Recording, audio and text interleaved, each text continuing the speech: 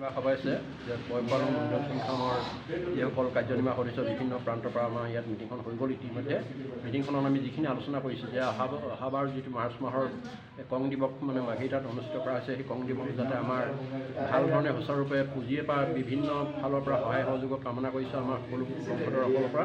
আৰু এই উৎসৱটিৰ লগতে আমি আমাৰ যিখন অধিৱেশন আগন্তুক যিখন অধিৱেশন আমি তাত অনুষ্ঠিত কৰা হ'ব, লগতে কং দিৱসৰ লগত আমাৰ সম্পৰ্ক ৰাখি। গতিকে এটাই কথা যে আমাৰ শদিয়াৰ পৰা ধুবুৰীলৈকে যিখিনি বংশধৰ ব্যক্তি আছে সকলো ফালৰ পৰা সহায় সহযোগিতা আমি একমাত্ৰ কামনা কৰিছোঁ।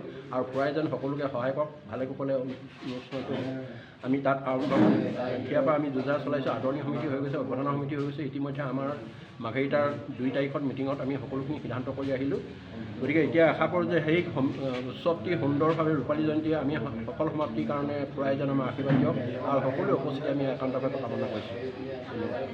পয়পালং মুণ্ডুন চুনখামৰ কেন্দ্ৰীয় কাৰ্যালয়ত আমি এখনি সভা অনুষ্ঠিত কৰোঁ। উক্ত সভাখনত আমাৰ আগন্তুক অধিৱেশন পূৰ্ণাংগ অধিৱেশন মাঘেৰিটা জিলাৰ অনুপ অঞ্চলত হ'ব। সেয়েহে আপোনালোকৰ সংবাদদাতাসকলৰ জৰিয়তে অসমৰ সকলো পয়পালং মুণ্ডুন চুনখামৰ সদস্যাক অৱগত কৰিছোঁ। লগতে আমাৰ 5 মাৰ্চত যিটো কং দিৱস, সেই কং দিৱসটো 25 বছৰত ভৰি দিব। সেয়া ৰূপালী জয়ন্তী আমি আয়োজন কৰিম।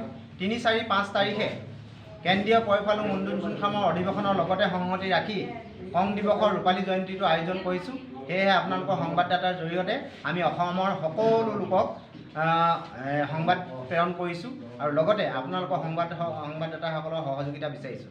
আজি সভাত আমি আগন্তুক মেডাম মেফিৰ ওপৰতো আলোচনা কৰোঁ। আগন্তুক মেডাম মেফিখন মাছখোৱা চুকাফা সমন্বয় ক্ষেত্ৰত কেন্দ্ৰীয়ভাৱে আয়োজন কৰা হৈছে। খুব কম সময়ৰ ভিতৰতে উদযাপন সমিতি গঠন হ'ব আৰু আমাৰ যিখন অধিৱেশন হ'ব, এই অধিৱেশনখন আমি লখিমপুৰ জিলাত যিখন কাৰ্যনিৰ্বাহী সভা অনুষ্ঠিত কৰিছিলোঁ তাতে উদযাপন সমিতি গঠন কৰা হ'ল। লগতে আমি 2 তাৰিখত যিখন চুকাফা দিৱস আয়োজন কৰিছোঁ তাতে আমাৰ অভ্যৰ্থনা সমিতি মাঘেৰিটাৰ উলুপ অঞ্চলত গঠন কৰা হ'ল। ইতিমধ্যে আমাৰ কাম কাজ আগবাঢ়ি গৈছে। সকলোৰে সহযোগিতা আৰু দিহা পৰামৰ্শ আমি বিচাৰিছোঁ। লগতে আমি এখন স্মৃতিগ্ৰন্থ আৰু এখন ভাষাৰ পুথি নিৰ্মাণ কৰিব বিচাৰিছোঁ। উক্ত স্মৃতিগ্ৰন্থখন ভাষা কিতাপখন আমাৰ মচাও নৱ বৰুৱা, মচাও তৰুণ ভাৰধৰা, মচাও শিৱৰাম বুঢ়াগোহাঁই তেওঁলোকক আৰু লগতে আমাৰ উলুপবাসী এজনক দায়িত্ব দিয়া হৈছে। তেখেতলোকক 4জনৰ ভিতৰত আমি এই স্মৃতিগ্ৰন্থৰ কামখিনি আগবঢ়াই নিবৰ কাৰণে আজি সভাই দায়িত্ব দিয়া অৰ্পণ কৰা হয়। আৰু লগতে আমাৰ আগন্তুক মাছখোৱাত যিখন মেডাম মেফি আয়োজন হ'ব, সেই মেডাম মেফিত সকলো পয়পালং মুণ্ডুন চুনখামৰ শাখা সমিতি, আঞ্চলিক সমিতি, জিলা সমিতি আৰু কেন্দ্ৰীয় সমিতিসমূহক তাত উপস্থিত থাকিবৰ কাৰণে আমাৰ কেন্দ্ৰীয় তৰফৰ পৰা অনুৰোধ জনালোঁ। মাছখোৱা ক'ত হ'ব? মাছখোৱা চুকাফা সমন্বয় ক্ষেত্ৰত।